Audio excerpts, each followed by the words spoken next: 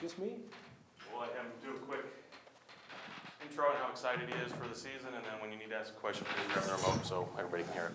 You guys ready? Okay, Coach, whenever you're ready. Hello. What do you want me to say? You guys lead the conversation. I'm excited for the year. I'm excited for practice. Today, tomorrow, the next day, every opportunity we get to be at the yard together is exciting. So, all in all, I'm just focused on the work that we get to do right now. Guys came back from break looking good. Had an exciting fall and, just growth, seeing a lot of growth, seeing a really good bond with these guys, a lot of returners. So I think it's a lot to look forward to this season. Hey, Mitch. How you doing? Hi. In light of this being the last Pac-12 season, is it safe to say there's just a little extra something from you and the team, motivation-wise or any otherwise, heading into the season? Or how are you guys kind of approaching that? Yeah, I haven't really put much time and effort or thought into any of that stuff, really. Everyone's just so focused on this season. We've brought it up and talked about, some of the noise that's out there, and what does this mean? Is it alarming? Is it something that we should be focusing on right now? And no one's really brought anything up. No one's expressed any concerns with it. It's more so, what are we going to do right now? I think a large focus of our work and our teach is, being in the present moment, and I think all that stuff is something that happens down the road. It doesn't need to be something that they put their energy into right now. Any given moment they have is taking care of school, taking care of their body, holding each other accountable and working their tails off. All that other stuff is going to be, outside of their control, and something that, our coaching staff and our administration and everyone else needs to put time into rather than them.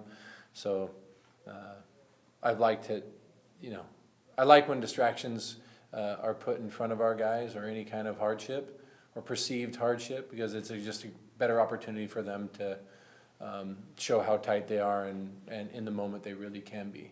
So, I always remember hearing about, Tiger Woods' dad trying to distract him when he was in his backswing to see if he was really focused. I think it's just anytime there's a little bit of noise that gives us an opportunity to see how focused we really are in the moment.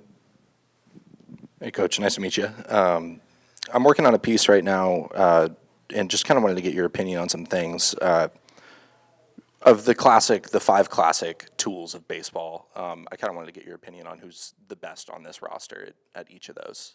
So obviously, start with running. Who's your best runner on the team right now? Like a scouting grade, or like that's actual going to be used in the game? Whichever you'd prefer. Because sometimes guys are really, really fast, but they don't know how to apply it into the game. Sometimes,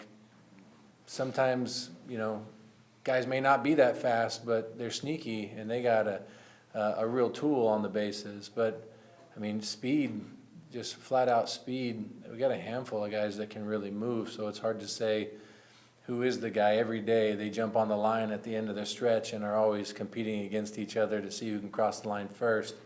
Obviously what Bazana can do with his wheels, but seeing how Turley can run, how Micah McDowell can scoot. Easton Talt is extremely fast as well. Hainline's not afraid to take anyone on in a sprint. Trotsky is also really quick. His first step and change of direction, you can see when you're playing defense. So it's hard. I know that if I tried to race any of them, it would have taken me longer to walk down here because I would have pulled both my hammies. Just watching them run, there's a lot of speed in that group. But based on just straight up tool, you look how many bags, that's where it goes into confidence. I think Travis might be the fastest one, could be, but how confident he is and how comfortable he is and how aggressive he is puts him probably in the best speed grade, because that guy will swipe, 30 plus bags in a season, which he did easily last year. Sure. So the next would be fielding. Who's your best fielder? What's that? Game on the line? like, who's the guy that's gonna catch the ball? Trotsky's he's a magician with the glove. You know, there's some guys that really track it down, and everyone's got a different bit to them on what they can do, if it's glove side, if it's backhand or someone, but Trotsky is immaculate to watch on defense. Sure. Hit for contact. Bazana has a 9.3 in zone whiff percentage, which is the lowest on the team. He doesn't swing out of the zone, and he doesn't miss in the zone. Next in line is Micah at 9.8, and I think Forrester last year was low teens, I believe. And so, I mean, Travis doesn't miss in the zone, and he doesn't chase out of the zone. And we all know how good of an eye Forrester had last year, and how well he hit, but Bazana's got, statistically the best bat-to-ball skills. So hit for power then.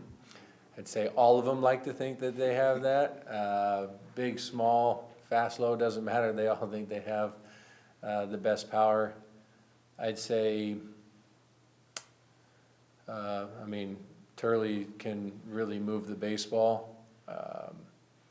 In my mind, that power thing is, there are guys that haven't unlocked it yet. Jacob Craig is going to unleash some serious power.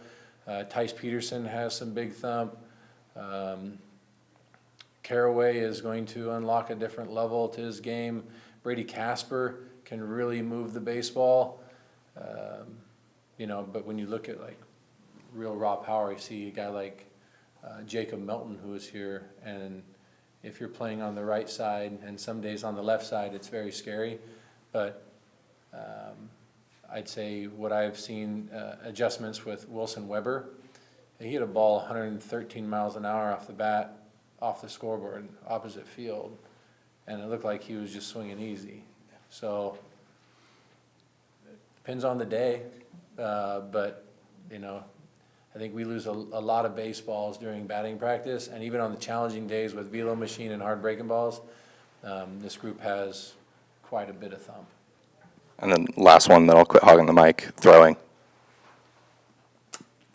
Straight up power. Who's got the power arm? In your outfield or, third base. Caraway's got a bazooka. It's fun to watch him pick up a ball, backhand on the line, and throw it across.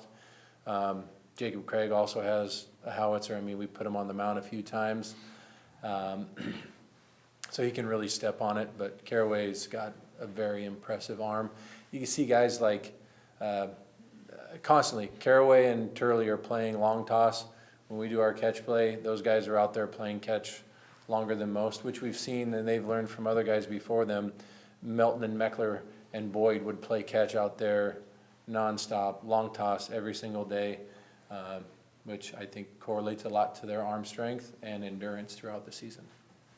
So we're going to get to talk to Aiden here in a little bit. And when he came available, how did that connection start, and what did you guys like so much about him to want to bring him in? May? Yeah.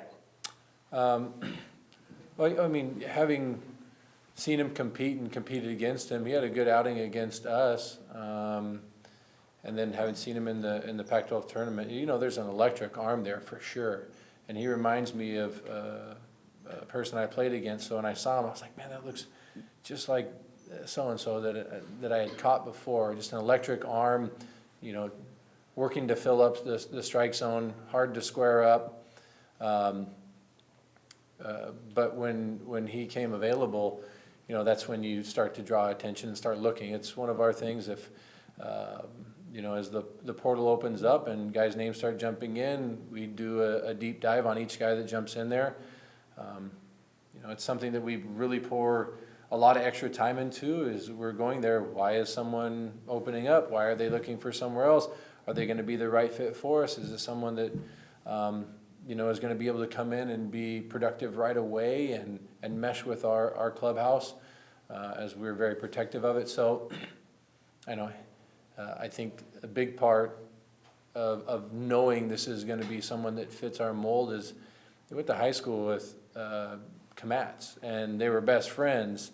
And so when you're doing your research and you can just turn to one of the guys in the clubhouse and go, do you know this guy? Yeah, I know him. What do you think of him? Is he a tremendous human being? And so then being able to have conversations with him, you could just tell right away that he was an incredible human being, cares about others around him, wants to learn, very respectful. He's always, yes, sir, to me on everything. And it's a little more formal than I guess I'm used to, but he just, you could tell the stuff's there, and so there's adjustments that need to be made for him to throw more strikes.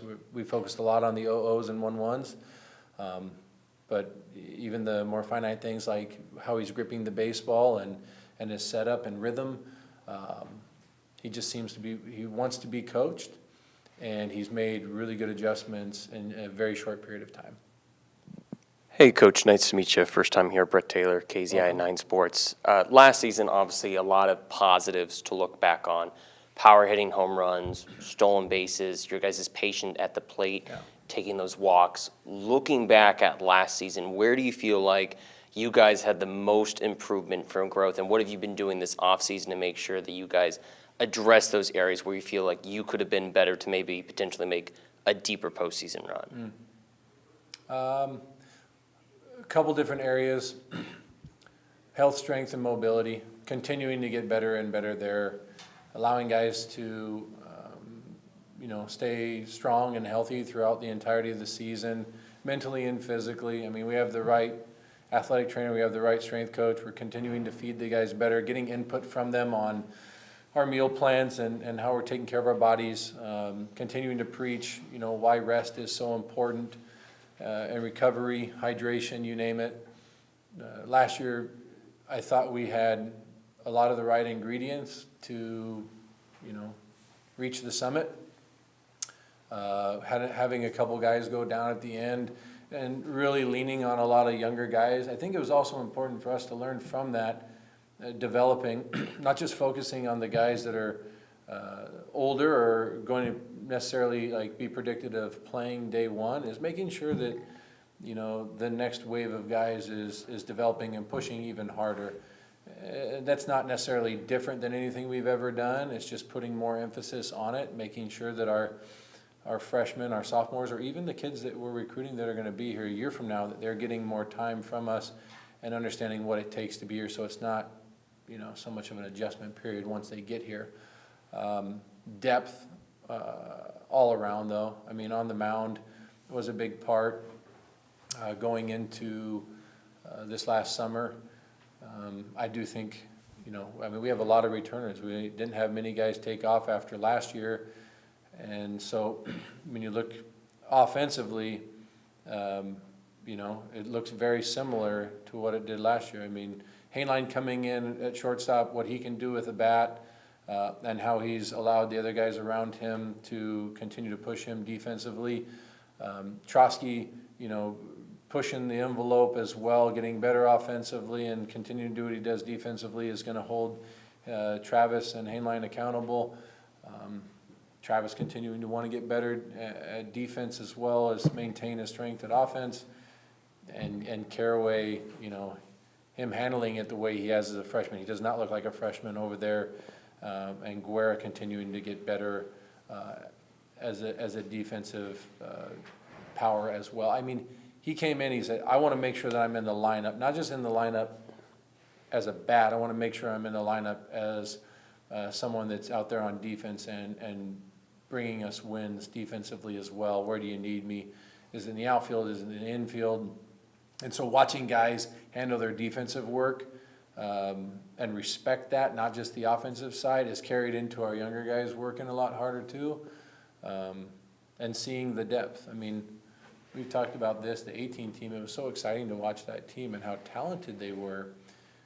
But then, the next team that came in, the 19 team, I want to make sure that when one good thing comes to an end, that the next one's ready to take off with it, that they're not just watching going. And there could be a lot of guys right now watching some of these older guys go, they got it. I'm probably not going to play this year. I'll just hang out and chill. That's incorrect. You never know when that opportunity is going to come. So we've, continued to push that message with a lot of our guys. But bringing in, May, bringing in Kyle Scott, Bridger Holmes, Oaks. I think you see a lot of depth there, and also continuing to develop the freshmen that we saw last year, now sophomores, in Keljo, in Hutch, in Mejia, and Jimenez. Continue to watch those guys develop, and Kamatz and Hunter both look very healthy. Joey Munt, who we haven't seen in a few years, is looking really good. Actually, he's throwing live today, so excited to go watch him throw, and his last couple outings have been electric. So I think anytime you're trying, like, it makes it easier when you have a lot of depth on the mound, you stay healthy, and you also have guys that are ready to step up when the time comes. We saw that from Kyle Dernetti a few years ago, stepped in for the just before the TCU regional and was very dominant. We saw Boyd jump in after not playing his freshman year, limited his sophomore year, and then picking it up. It's just development. I think that's a huge part of what we produce here is guys that want to get better and have the guys in the clubhouse that push them to do so. So I think that was the biggest push, is continue to get better. Even if we feel like we are good at something, get even better at it.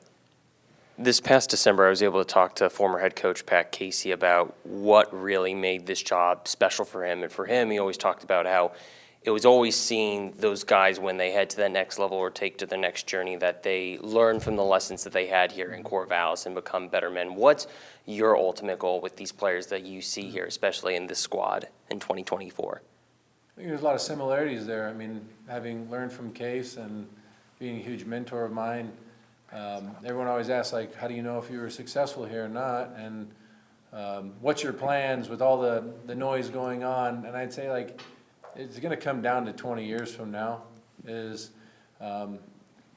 seeing what type of men we have created through coming into this program down the road. One of the most exciting parts thus far of this job has been going to the weddings. You know, if I can make it, I really want to go, and so does our staff. But you know, Burns got married, Melton got married, and Forrester got married this fall, and that was exciting to see the images, to get to be there for some, and watching these guys become husbands and future fathers. Talking with alumni that are police officers or working to be firemen now or running their own business or what have you. I think that's the most exciting part, is alumni weekend and watching how these guys have grown. Baseball is awesome. Love the game. You know, I think that it creates a lot of opportunity for us to become better human beings and learn life lessons. It's watching how guys use the stuff we teach on the field and then apply it when they're in the classroom or eating together or treating other people, or, you know, going to an event in Philomath and pouring into some of the youth. I think those are the exciting parts, is when they're finally, you know, they're understanding what it takes to be a great human being. You know, watching some of our guys get baptized is just an amazing feeling that'll bring tears to your eyes of joy, and you know, just helping them find their purpose, and doing so on the field is very, very fulfilling. You know, obviously we're going to do everything we can to help them become better baseball players, sure, but that's just one of the many things that we're trying to accomplish here. And hopefully these guys all understand that. I mean, I told them I had a little surgery the other day, as you saw me moving a little gingerly when I was coming in here. And it was like the first thing I thought of when I came out of surgery was everyone gave me a hard time, because I started messaging a handful of them.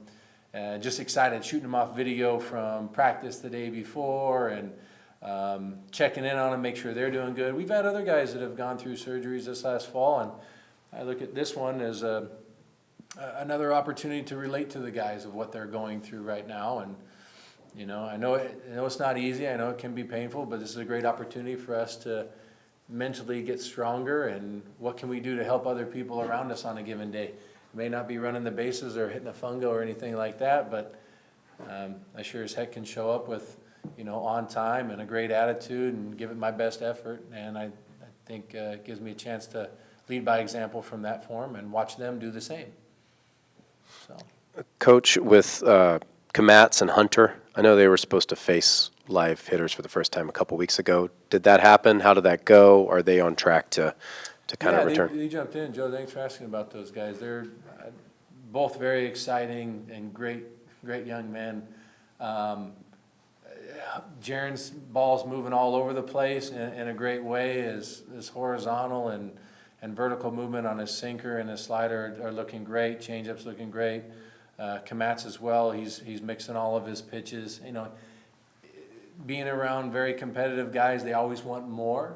They're able to handle a lot of the information that we're giving them too, and I mean, a lot of it's just talking about situations. They're all eager to go like face hitters right now. Not ours necessarily, but go face competition.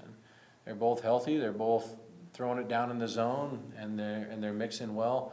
So very exciting to see how their progression has been. I think it's kind of eased their mind as well of being down at the end of the season and seeing they're hitting milestones with, you know, as everyone looks at the velocity and how the ball's spinning. But I think both are doing a really good job, not just focusing on the number side of it, but how are they competing in the zone, and their recovery has been really good too. Sometimes I think about switching gears a little bit with Trav, and you guys kind of had that random, you sat on a bench outside the clubhouse one day and kind of talked, and I wonder if he were to come in to your office tomorrow, or maybe he's already done this, and he goes, what is my next step? What do I need to do to help myself or the team or whatever? What would your challenge or message to him be? Because, I mean, from our perspective, it's like, what more can this dude do, you know? Travis knows he's still got a lot to improve on. I don't think he's ever satisfied. One of his biggest things, he is always thinking about other people, and he wants to find other ways to help, like to communicate better with his teammates, to really manage his time. I've always said that Travis is, everyone says the part of the 1%, but I think he's even a smaller percentage of that in how he goes about his process and works and thinks about other people and just processes things.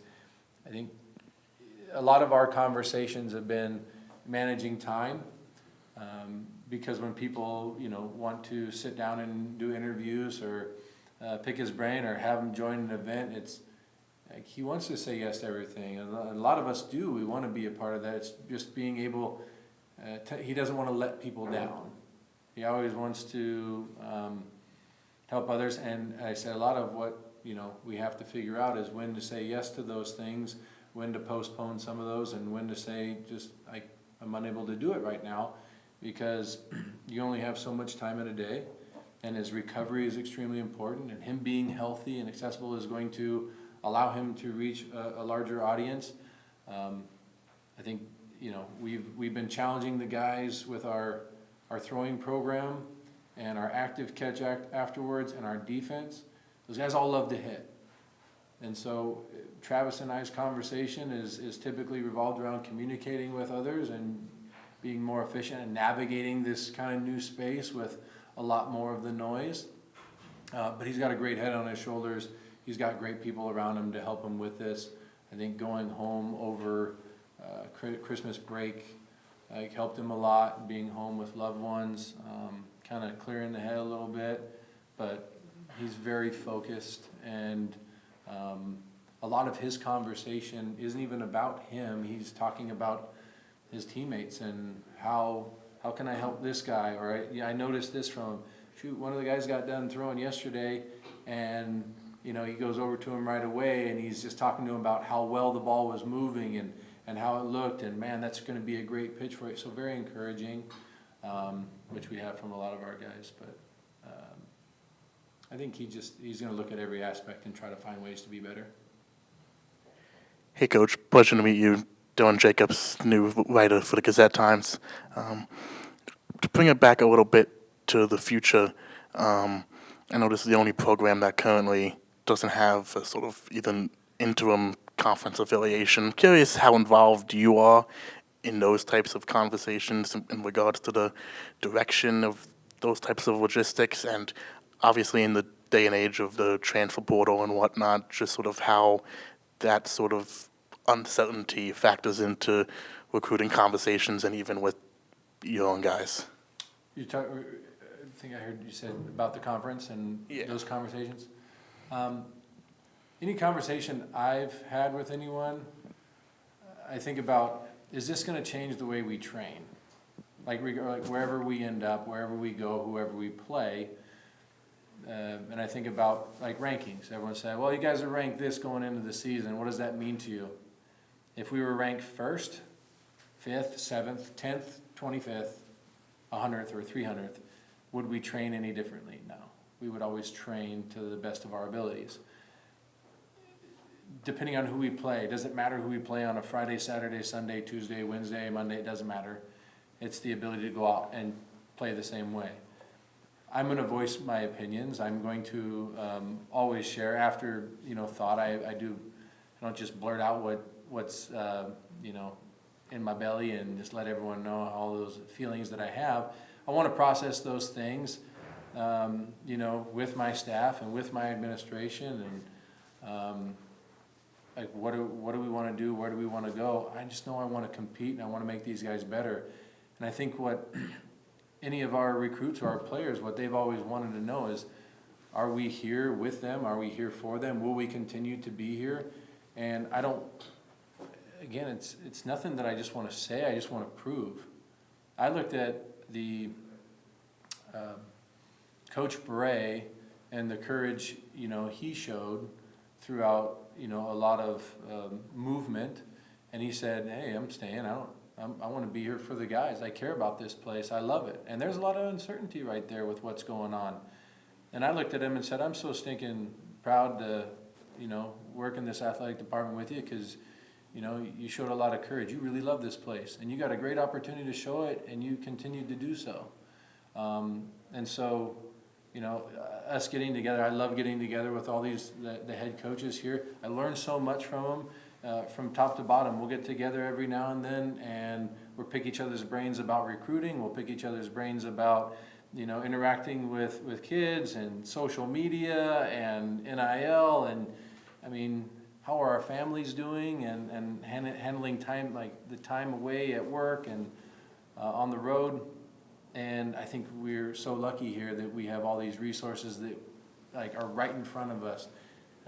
Big time experience from Scott and Wayne, and energy, that we're getting from Gabe and from Trent, and Pendleton and his staff are incredible to be around, and watching how motivated they are. We'll sit down and have those conversations, and once what the schedule is going to look like, that'll work its way out through time. But really, I think a lot of it goes to, it doesn't change the way we train, regardless of who we're playing against. It doesn't change the way how our supporters are, and how well our guys are going to get fed and taken care of. It's not going to change the fact that our center field facility is going to get built, and we're going to have a state-of-the-art spot for our guys to train. It's not going to stop our growth. It's not going to stop our competitive nature. It's not going to stop the way we recruit and the type of people that we bring in here. So it really hasn't been a big worry or thought in my mind. I wake up every day and I put on orange and black, and it's what it's what my family does. Look at my kiddos' wardrobe. Look at my wife's wardrobe. My daughter, she told me she didn't like my eyes because they were green. Like she's a diehard Beef, but they're hazel. It's just it's in the family, and so every day if there's anything that's attempting to make us stress out, it's just a challenge for us, an opportunity to take it on and say we're not worried about it. So you no longer have Garrett on the roster, but you do still have a Forrester on the roster. What potential do you see from Brandon to be a real contributor for this team? Brandon's been working his butt off. He shows up early, he stays late. A lot of similarities to his brother in some facets, but also, he's more of a speed contact guy, hitting from both sides of the dish. Brother was not as speedy, but he was sneaky speedy when he needed to be. At least he'd tell you he was the best bunter and fastest guy on the team. But, Brandon's also been working really hard with his glove as well, getting in reps at short and at second. I think he's knocking on the door and gonna find any opportunity. He knows, like, the competition that's up in front of him with Elijah and Trotsky and Bazana and Santana, like all the guys that are working up the middle. But I don't think he's worried about it. At least he hasn't shown any signs of it. He just says, hey, like, I'm gonna keep working and be prepared for my opportunity whenever that comes. And, it just shows how he's going about it every day. There were two last ones for Coach. Hey, two questions for you. Obviously, a big step that needed to happen this offseason was probably pitching. And do you feel like you've achieved that in terms of bolstering the pitching staff? I believe so. I mean, all of our coaches that go out recruiting, they do a fantastic job. We got a handful of young guys that came in this year, so the recruiting class was very strong. But it wasn't just necessarily about going out and finding arms. It was also getting the ones we have better, that know our system. And watching Keljo's slider's gotten even better. He already has a plus fastball, but his sliders continue to develop. Jimenez is really found, command and comfort, and he's sinking the ball really well with his fastball. Finding what sweet spot it is with his slider that he can get a lot of miss with too. Mejia is finding the zone and found a breaking ball that is going to stay in the zone and disappear out of the zone a lot longer.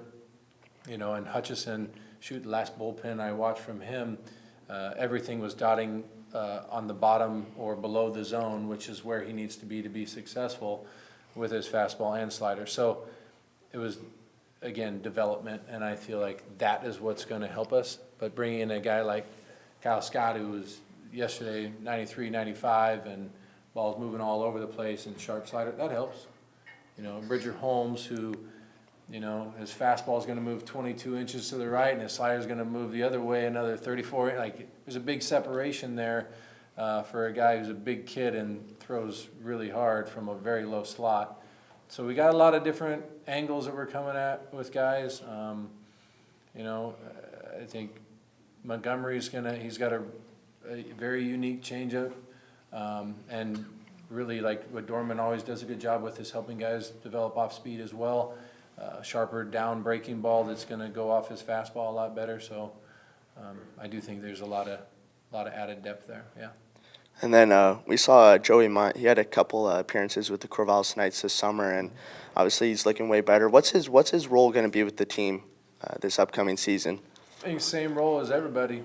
Let me know when you want me to pitch, and I'm going to go out and give it my best effort. I mean, you could see Joey come in and get a big stop middle of the game. You could see him late in the game finishing it up. Could, like, anywhere from a bridge roll to a big-time stopper at the end. His fastball command last couple outings, again, when you're coming off of surgery and trying to rebound from that, it does take a lot of time to get the feel back, to get the trust back, and that it's not going to hurt again, that you are healthy and how to command it. But, I was talking to Tanner Smith yesterday, and he's like, I told him, we were talking about how Munt was going to throw today, and he was excited for it. He goes, well, I know he's going to throw a slider, and I know he's going to throw it exactly where he wants it, so I'm excited about that, and his fastball command has continued to come with that, and it looks strong. And just even watching how he's handling his defensive work with the guys running around, I never hear him complain. That guy's, one of the older guys on the team, if not the oldest, and he's the one taking out the trash, holding other guys accountable. So I'm excited to watch Joey pitch this year. I mean, the first time he threw after coming back from surgery, it gives you a big ball of emotion because you know how long he's been waiting. So couldn't say how I can't express how excited we are to watch him take the mound at some point this year, because that young man has been working his butt off, and he deserves an opportunity to compete. Thank you.